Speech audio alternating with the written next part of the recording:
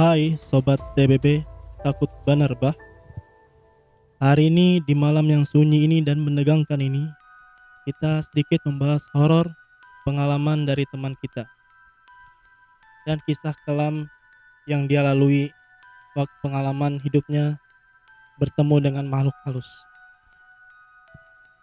Sebut saja samarannya Bambang. Jadi mungkin kepada saudara Bambang ingin menceritakan pengalaman horornya kepada pemirsa sekalian yang mungkin bisa menegangkan, bisa membuat rasa takut kita dan menemani malam kita pada hari ini. Dan mungkin langsung saja kepada saudara Bambang menceritakan kisah horornya ini. Silahkan. Baik, sebelumnya selamat malam. Kami sapa dulu kepada para pendengar setia BBB. LBB. Ya, semoga para pendengar setia dalam keadaan sehat walafiat dimanapun Anda berada. Untuk malam ini kami akan menceritakan kisah kelam, tepatnya 3 atau 4 tahun lalu ketika saya di usia 17 ke 18 tahun. Untuk itu saya masih berada di pondok pesantren, tepatnya di Jawa Tengah, di kota Semarang. Sebelumnya kami ingin menggambarkan di area-area pondok pesantren tersebut.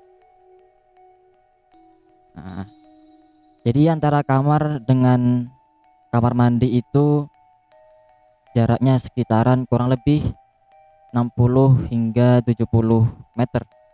Meter. Ya, jadi lumayan jauh kan. Wah, jauh banget ya. Dulu kalau di pondok itu ketika ingin mandi atau cucian baju, biar enak sunyi, ya mungkin di jam-jam malam.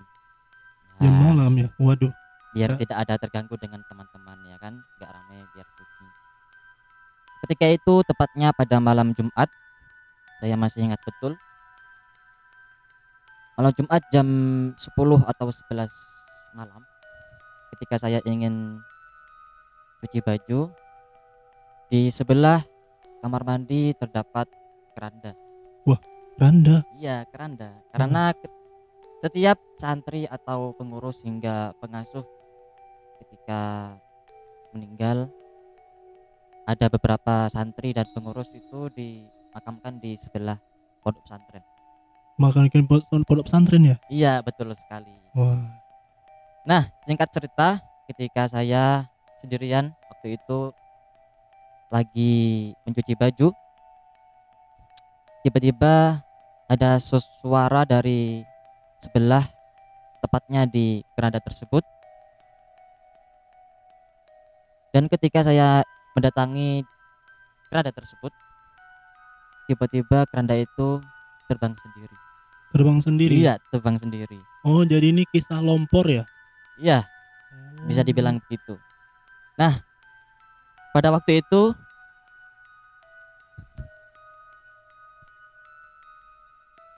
dengan hati yang shock, saya tiba-tiba langsung ke kamar dengan lari terbirit-birit untuk memanggil teman-teman dan kawan lain-lainnya untuk meminta tolongan.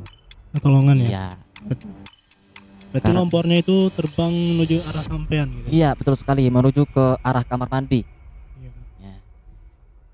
Nah, sesampai ke kamar saya memanggil teman dan kawan-kawan untuk menemani kamar mandi dan memastikan bahwa itu berada dalam baik-baik saja. Nah, singkat cerita, ketika saya dan teman-teman sudah sampai di kamar mandi dan ingin melihat isi keranda tersebut, ternyata di dalamnya ada makhluk halus. Makhluk halus. Ya, Jadi gambaran makhluk halusnya itu seperti apa ya? kalau gambaran makhluk halus itu sendiri pocong. Pocong. Ya. Dan ketika ada teman-teman saya yang membacakan ya beberapa surah atau lain sebagainya, alhamdulillah dengan bacaan tersebut makhluk tersebut hilang. hilang. Ya. Dan setelah itu keranda dikembalikan pada tempatnya. Nah, dari cerita tersebut kami dan kawan-kawan mengunci pintu keranda tersebut untuk menjaga-jaga. Siapa tahu keranda tersebut terjadi hal yang sama lagi. Oh gitu. Jadi biar antisipasi, pintu keranda di ruang tersebut dikunci. Nah, dari cerita tersebut saya sendiri merasa trauma hingga saat ini ketika saya melihat keranda-keranda. Jadi Anda trauma gitu ya, Bang? Iya, betul sekali. Dimanapun saya berada, ketika saya melihat keranda, saya langsung teringat dengan masa lalu saya. Oh, jadi begitu. Jadi kerandanya itu terbang, tapi di dalamnya itu makhluk halusnya berbentuk pocong gitu ya? Iya, Tidak seperti yang digambarkan oleh misalnya cerita-cerita di Jawa itu biasanya ada kayak sosok orang yang berpakaian jubah hitam, terus itu dia kayak bawa sabit sama bawa keranda, itu biasanya kalau orang Jawa Tengah sebutnya lompor. nah, Tapi kalau di situ cuma pocong aja kelihatan. iya, di dalam keranda terdapat makhluk halus yaitu pocong. Ya mungkin karena saya saking shocknya, jadi saya tidak melihat secara detail, cuman sekilas bahwa itu keranda benar-benar terbang ke arah saya, yaitu tepatnya ke arah kamar mandi. Jadi saya Wah, tidak melihat langsung, saya shock gitu waktu itu. waduh, sangat seram sekali ya. Di kamar Ya, mandi ada sosok pocong, ada di dalamnya, di dalam keranda lagi, ya Allah. ya. Dan itu saya sampaikan kepada para pemirsa sekalian, para pendengar setia TBB, TBB, ya tepat takut sekali, takut Banar-Bah. Ya. Banar-Bah, untuk tetap waspada dimanapun Anda berada, dan ketika Anda melihat keranda terbang tentu tenang saja. La tahzan innallaha ma'ana. Kata Zat, innallaha Innallaha ma'ana. ma'ana. Ya, Jadi jangan takut ya, artinya itu ya. Ada Allah bersama kita ya. ya. Oh. Intinya kita sama makhluknya Allah tidak perlu khawatir selama kita tidak mengganggu alam yang lain. Insya Allah kita tidak akan diganggu. Oh, oke oke. Jadi terima kasih kepada saudara Bambang yang menceritakan sedikit pengalaman horornya tentang keranda terbang yang di dalamnya ada isi pocong atau lontong berbaju putih. Wah, lumayan serem ya. Tapi saudara Bambang ini tidak melihat sosok yang di pengangkut tersebut, tapi di dalamnya hanya sebuah pocong yang Ya, sekilas saya tidak merasa melihat bahwa itu ada yang menggendong. oh jadi begitu ya. Ya, Oke, pemirsa. Wah, ceritanya ini sangat menegangkan sekali ya. Terutama di dalam pondok pesantren, di sebelah WC ada keranda. Wah, memang keranda ini suatu hal misterius, terutama di Pulau Jawa sana. Dan kasus-kasus lompor yang membawa orang orang tempat lain langsung meninggal di situ. Itu banyak terjadian biasanya. Tapi di pondok pesantren, alhamdulillah, yang dilihatkan cuma sekilas pocong saja ya, Mas ya. Oke, terima kasih kepada narasumber, pada saudara Bambang. Saya ucapkan terima kasih telah berbagi sedikit sharing-sharing cerita pada malam hari ini. Dan untuk selanjutnya, the next, akan kita dengarkan kembali pengalaman horor kedua yang mungkin akan disampaikan kepada saudari Tina. Jadi untuk narasumber kedua kita ini mungkin akan sedikit membahas pengalamannya tentang apa ya, Tin? Oh ya ini jadi cerita ini juga buat reminder buat kita semua, apalagi yang pengen masuk hutan, terutama buat para cewek ya, gitu. Oh, masuk hutan. Benar Mendaki ya? banget. Ya bisa bilang mendaki, dia masuk hutan, teman masuk hutan. Oh iya, oke oke oke. Jadi ini pengalamannya biasanya ketemu apa di hutan nih? Biasanya kan kalau di hutan-hutan itu kayak ada genderuwo, biasanya kuntilanak itu ada biasanya di hutan-hutan itu. Kalau untuk saudari Tina ini ketemu apa biasanya? Ini nggak ketemu sih untungnya, alhamdulillah selama saya masuk hutan tuh nggak pernah kayak digangguin atau dilihat, itu nggak pernah, cuman dari teman-teman saya aja yang ngerasain. Jadi saya ceritakan ini. Kebetulan waktu itu jadi saya pendidikan. Nah, itu Pendidikan. satu kelompok kan. Iya. Dibagi tenda-tenda itu masing-masing. Tenda teman saya ini kebetulan tuh sampingan gitu sama saya kan. Oh, sampingan. Dia tuh pas diceritainnya pas besok pagi, pas dia udah setelah ngalamin kejadian itu. Seharusnya itu tuh nggak boleh kayak gitu. Ditunggunya harus setelah kita emang benar-benar ninggalin tempat tersebut. Kenapa dia bisa diganggu? Karena awalnya kan kita sebelum pergi ke hutan tuh kan emang diwanti-wanti sama senior semua. Diberi peringatan gitu ya. Beri Oh, iya. peringatan kan. Apalagi buat para cewek kan, karena bahaya banget, apalagi buat yang cewek halangan gitu. Oh, iya. Karena itu dapat perhatian banget dari kita. Ya, biasanya kalau darah-darah menstruasi itu kan mengundang kuntilanak, terutama kuntilanak laki-laki yang saya Iya. dengar itu. Oh, iya. Bener banget. Kejadiannya waktu itu malam, karena dia tuh kayaknya dari halangan dia itu tadi, entah dia yang sembarangan buang atau gimana, saya nggak tahu persis. Intinya dia tuh tidur, cuma dia tuh kayak terbangun gitu. Nah, Tidur terbangun. matanya tuh tertutup, cuma dia tuh kayak denger ada suara manggil-manggil dia, baru dia tuh sempat bangunin saya kayak gitu. Kan karena tenda kita sebelahan kan, jadi Iya. ya kayak, loh kenapa bangunin, perasaan aku tidur tuh nyenyak banget gitu. Nah kan, baru sudah itu dengar-dengar. Kebetulan tenda kami tuh dipisah sama seberang sungai. Perang sungai. Iya, jadi kan tenda kami itu kan dipisah-pisah kan. Itu tenda kami yang aku sama temanku nih itu di sebelah sungai, baru tenda kami yang tenda teman kami yang sebelahnya tuh di seberang sungai sana. Jadi Seberang. dia dengarnya tuh nama-nama manggil dia tuh di arah ke seberang sungai menuju hutan, yang sebenarnya tuh hutan emang nggak pernah kami ke sana, udah sampai kayak batas kami gitu. Nah, kami ke hutan juga, kami juga punya tahu batasan sampai di mana dan di mana yang nggak boleh, mana yang nggak boleh gitu. Dan dia tuh dengarnya arah ke yang nggak boleh, nggak pernah kami lewatin Wah. kayak gitu. Dia tuh matanya benar-benar tertutup, kayak dia cuma dengar suara panggilin dia aja. Dia tuh lari nggak pakai jilbab, cuma pakai baju aja, nggak pakai sepatu. Itu kondisinya sungainya lagi deras karena malamnya habis hujan. Waduh, lagi Jadi tuh deras-deras berlari. nyebrang sungai kan. Wah, Habis itu untungnya dia ketemu teman saya yang bangun. kok bisa gitu? Iya, teman saya yang laki-laki tuh emang lagi dia nggak bisa tidur, jadi dia terbangun kan, baru ketemu, nabrak. Loh, ini sebut merek nggak apa-apa? Oh ya, nggak apa-apa. Nggak apa sebut merek, oke. Disamar aja tapi Ya, namanya. disamarkan saja. Namanya tuh dia pelet kan. Oke. Dia tuh kayak nabrak, loh kenapa kamu di sini, nggak pakai jilbab anak ini kan.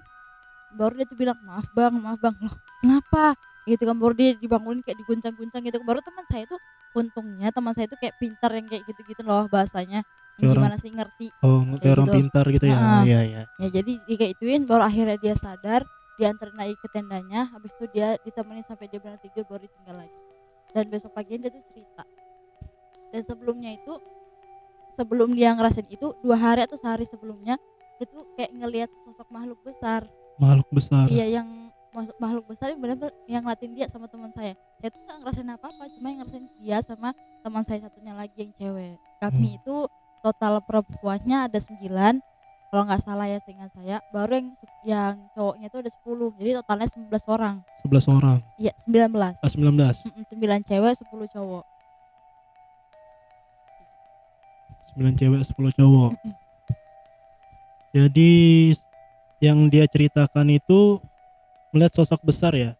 Pertama itu awalnya sosok besar, baru nyambung ke dia lagi yang dengar-dengar suara aneh manggilin dia untuk disesatkan kayak gitu lah. Oh, sosok besar. Itu ciri-cirinya seperti apa? Kalau dia bisa mendeskripsikan lagi ciri-cirinya mungkin? Dia tuh sosoknya besar, hitam, tinggi besar gitu. Jadi ibaratnya kalau kita ngomongnya sekarang kan itu genderuwo kayak gitu. Oh, genderuwo berarti itu ya. Waduh. Memang kalau di hutan-hutan itu biasanya pemirsa, sosok yang sering muncul itu biasanya genderuwo yang suka menyesatkan teman-teman mungkin yang di pendakian. Luar biasa. Merinding saya dengar ceritanya ya. Ketemu genderuwo dan alhamdulillahnya bisa selamat ya.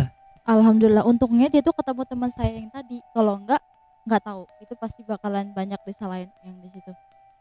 Oh, jadi hanya 2 teman saja yang mengalami kejadian itu dan sisanya tidak ya? Iya, alhamdulillahnya kayak gitu.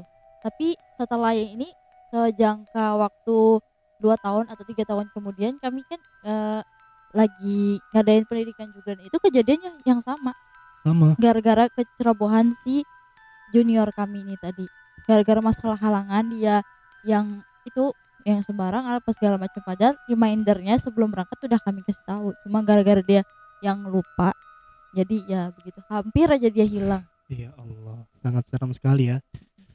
Ketemu makhluk besar, tinggi, ya siapa lagi kalau bukan genderuwo ya pemirsa. Waduh, seram sekali. Jadi buat pemirsa mungkin yang mendengar podcast pada malam hari ini, ada satu pelajaran yang kita penting, yang kita ingat, yang kita pegang betul-betul, apalagi terutama untuk kaum perempuan, Bener banget. bahwa yang kita yang harus kita ingat dan pegang ini, kita ini harus menjaga adab lah di suatu alam terbuka ini, Iya, terutama benar ya banget. hutan.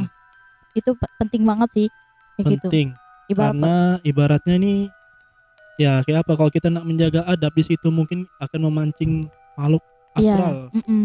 Karena dimanapun tempat kita berada itu pasti sebenarnya tuh ada semua di tempat tuh, cuman kembali ke kitanya lagi. Untungnya saya tuh punya orang tua yang suportif sama saya, jadi kalau saya mau kesini saya ditanyain gitu, kayak gimana sih feeling seorang ibu sama anak.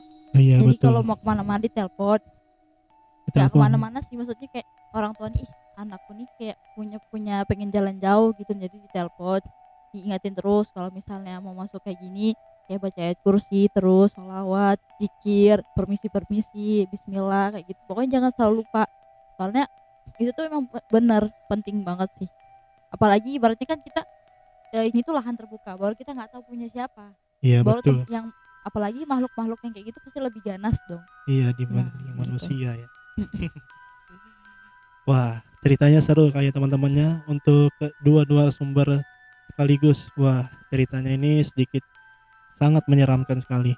Ada berbeda ya dari dan cerita agak sebelumnya. berbeda dari cerita sebelumnya.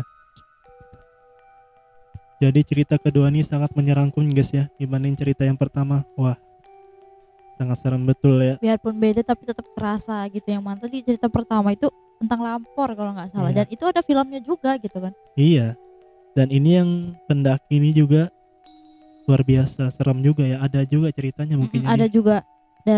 Mau ditambahin atau mau udahan nih ceritanya? Mungkin mau ditambahin bisa juga. Oh iya, kayak ada lagi nih, jadi senior saya juga kebetulan itu lagi tidur kan, baru kan tidur namanya bahamok di pohon tuh kan bisa tumpuk 2 atau 3 bertingkat ke atas gitu kan. Iya. Nah yang dia kira tuh pas malam tuh kayak yang senior di bawahnya nih ngelus-ngelus kepalanya dia, padahal kalau kita lihat jaraknya tuh nggak sampai. Jadi dia waktu tidur malam tuh kayak ngerasa ada yang ngelus-ngelus kepalanya dia kayak gitu.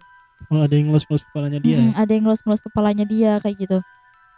Wah, ngelus-ngelus kepala di hammock itu. Iya, kepala, jadi dia tuh tidur kan, jadi baru ngerasa nih kayak gimana sih kalau orang tidur dilurusin kepalanya kayak gitu. Dia ngira paginya tuh seniornya, padahal enggak, lain. Karena jaraknya tuh lumayan jauh, ibaratkan tangan ini aja nggak sampai buat nganuin kepalanya. Oh iya, kan ada baca tingkat gitu ya. Bertingkat tinggi. Jadi gitu. Kayak apa nih ngelus-ngelus kayak gitu. Wah. Serem juga ini. Baru ada juga lagi yang ketika kita perjalanan kan di jalan, temennya nih ngerasa oh kakiku berat ya kayak gitu. Baru teman belakangnya tuh bisa kayak ngelihat gitu. Nah jadi dia tuh ngeliat kayak ada tangan yang ini megangin kakinya dia, tapi cuma tangan gini aja yang dilihatnya. Iya. Ada yang megang kakinya, tangan aja. Tangannya megangin kakinya temannya depannya, kena. Makanya dia bilang kan oh kakiku berat, itu ditahan sama tangan yang ini tadi, kayak digandolin gitu nah ibaratnya. Iya. Tapi cuma tangan aja yang diliatin. Tangan. Tangannya pucat gitu. Nggak spesifik tangannya gimana, yang jelas cuma tangan aja yang dilihat. Kayak kamu jalan ditahan, ada yang nahan tangan tuh gimana sih rasanya, kayak berat gitu kan. Berat ya? Iya, kayak gitu rasanya. Berat rasanya ya pemirsa ya. Wah, ceritanya ini sangat seram sekali ya. Dari yang pertama sampai yang kedua ini sangat seram. Apalagi ini di hutan ya. Di hutan banyak banget pasti. Pasti. Ini real ya ceritanya. Ini real ya. Real, sangat asli. Sangat seram memang kalau cerita-cerita horor di hutan itu lebih menegangkan dibanding cerita yang di kota biasanya. Sebenarnya masih banyak, cuman karena durasinya mungkin gak cukup ya. Iya, mungkin gak cukup ya karena Jadi sambung lain waktu gitu. Oke. Dan terima kasih kepada pendengar yang telah mendengar cerita horor kami, yaitu TBB Takut Banar Bah. Dan untuk selanjutnya kita bisa mendengarkan di lain hari. Bener banget. Dan terima kasih kepada semuanya dan sampai jumpa.